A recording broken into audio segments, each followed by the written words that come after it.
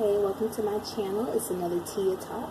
Before I get started with today's video, be sure to subscribe, and if you enjoy this video, please like it and leave a comment if you so choose to. Alright, so today's topic is very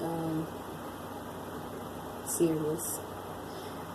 I am confessing that I was a bad teacher.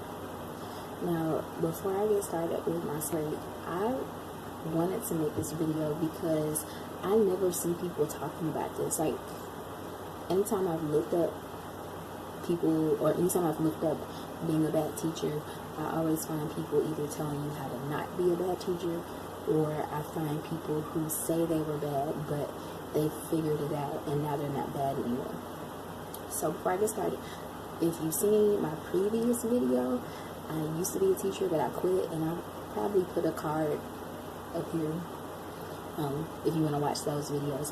It's 4 videos, but really altogether it's like 20 minutes or less. But I taught for 4 years, and I was a bad teacher. And I just wanted to make this video, like I said, because I don't ever see anybody come out and admit that they were a bad teacher. So I'm going to tell you what made me bad. Alright? There's 3 big things that made me bad. And just like the last video I have some notes. So if you see some paper or hear it, that's what it is. Alright, so reason number 1, classroom management. Classroom management, if you're not familiar with education, or if you just got into education, is the rules and the procedures that you set up, which includes behavior management. You know, how are you going to handle when the kids misbehave? How are you going to handle when they're doing really good behavior-wise? Are you going to reward them? What consequences are you going to give them? It's something that is supposed to make sure your class runs like clockwork, you know, which is good. The first few years of my teaching career, I didn't really have it, you know, which is normal for new teachers. I wasn't that good at classroom management. But I will say the second 2 years, I think I did really good, because the school I was at then was very, very structured with the school-wide classroom management system. And my immediate supervisor gave me like all these tips to implement and different strategies to use. And so I felt like my classroom management improved. I know it did. However, everything I set into place, it's like it still didn't work. You know, the strategies that were recommended to me, the tips, the reward systems, it's like the stuff would either work half the time, or it will only work with certain students, you know. And ultimately that comes back onto the teacher, you know. Like, it's like the kids are never really to blame. The teacher is always blamed. It's like, well, if you could control your class, you wouldn't have all those problems. And sometimes I couldn't control my class. I'm just being honest. Let's see what else I have written down. I will say, though, that I did try to improve everything that was recommended to me, even if I didn't want to do it, or even if it was something that I wasn't sure was going to work. Like, I implemented it right away, like from the beginning, like from my first year of teaching. But it's like the stuff never worked, and for the kids it worked for, those kids didn't really have behavior problems anyway. So, I will say my last year of teaching, I got 2 big compliments, one from my immediate supervisor and one from the behavior specialist at my school. And they both said, oh, your classroom management is improving. And it made me feel kind of good. But then somebody higher up than them told me I wasn't doing good. That's how it was in my first school. I was told I was doing good. And then at the end of the year, of my second year, I was told, oh, yeah, by the way, your classroom management sucked all year. But nobody had told me that until the last day of school. So, let's go to the second reason. Reason number 2 that I was a bad teacher. Teaching did not fit my personality. Now, as you can tell, probably from watching a few of my videos, I'm like really laid back. I am an introvert. I'm very reserved. And I mean, I can get silly and I can be talkative, but for the most part, I'm pretty calm and chill and laid back. And the whole time I was teaching, I was encouraged to not be like that. Sometimes for the classroom management, but just sometimes so I have that teacher presence or whatever. And I tried to be very much out there, you know, but it was just at a conflict with who I am, and I couldn't keep it up anymore. You know, I was literally told, you need to be mean. You need to be very mean, and you need to yell. Like, I was told that throughout the years by different people. And it takes a toll on you. And sometimes you feel bad, like if you're yelling at these kids, you know, like I did. I'm glad I don't have to yell at people's kids anymore, you know. I think it was unfair to them when I had to be mean to them. And I also feel like it was unfair to me because I had to come out of my character and be somebody that I'm not. So that's another reason why I was considered a bad teacher. The third reason, test scores. Now, if you look at my other video, I talked about how important the tests are. So my first 3 years teaching, most of my kids didn't have good test scores except for my really advanced kids.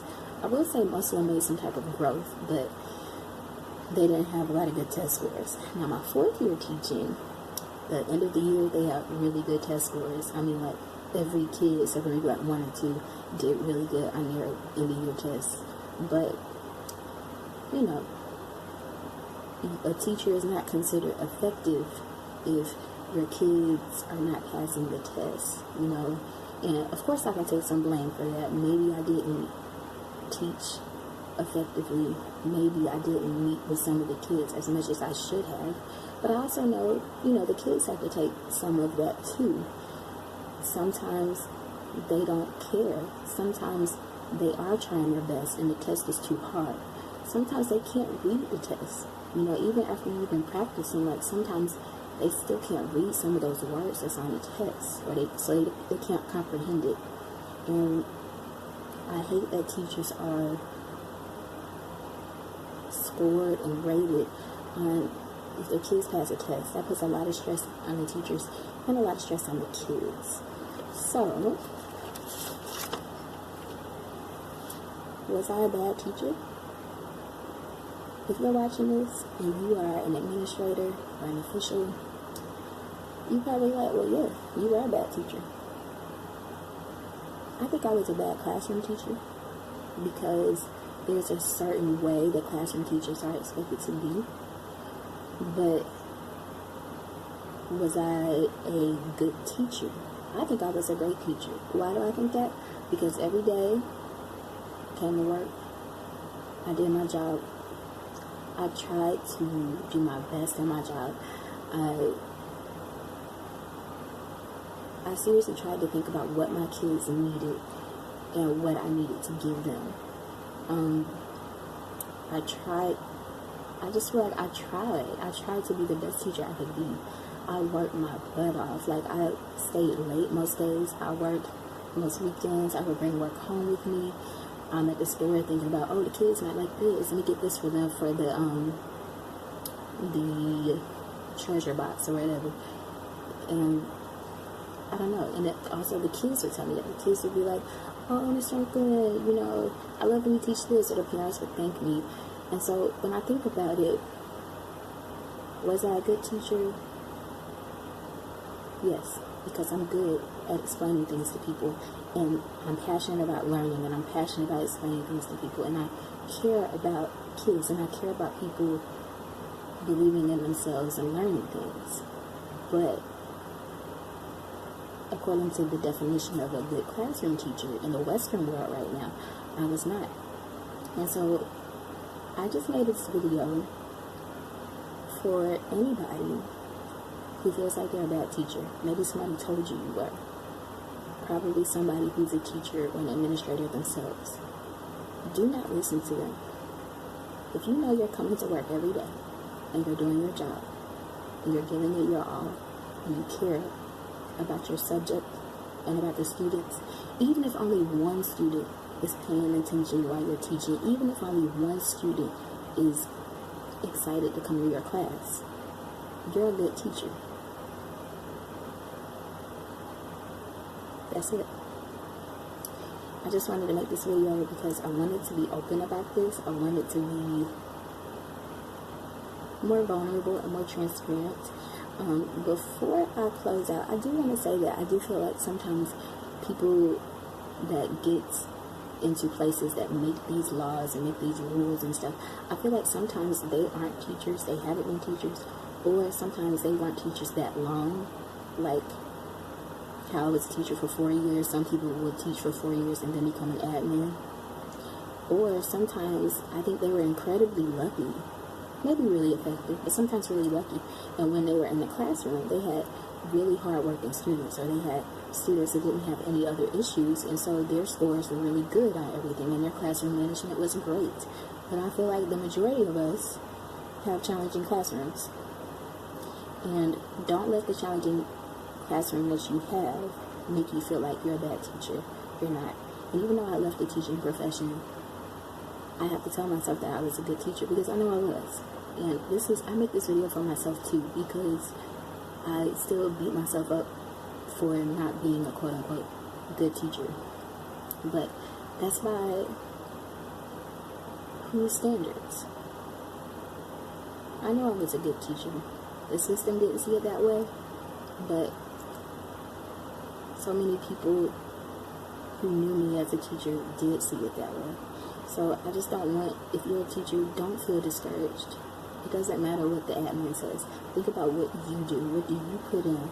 What do the parents say to you? Not the mean parents, you know what I'm talking about. The parents whose child was struggling or who hated school, and now they love coming to your class. What do they say? And what do your students say? You know? Or what do they do? When they see you in public, are they happy to see you? When they come to school, sometimes they hug you, even if it's the kid that's like not very open about liking school. You can tell if you're making that impact. So I just want you to realize you are not a bad teacher. Okay? Please like, comment, and subscribe, and let me know if you want me to talk about anything else teacher related or not. Have a good day.